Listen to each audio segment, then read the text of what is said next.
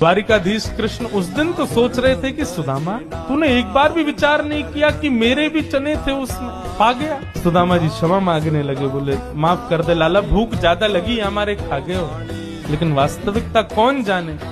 सुदामा जी महाराज फटी टूटी झोपड़ी में रहते हैं, उधरी हुई धोती पहनते हैं, अन्न जल का तो कोई ठिकाना ही नहीं है, ऐसे घर में रहते हैं। पत्नी बोली द्वारिकाधीश आपके मित्र हैं, आप जाते क्यों नहीं कभी उनसे मिलने।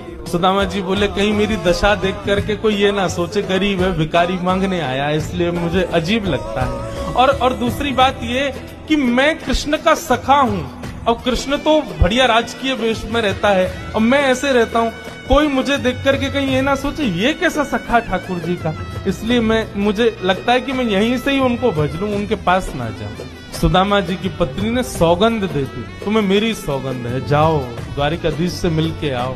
पत्नी की सौगंध मान करके सुदामा जी आज विचार करने लगे, जाऊं?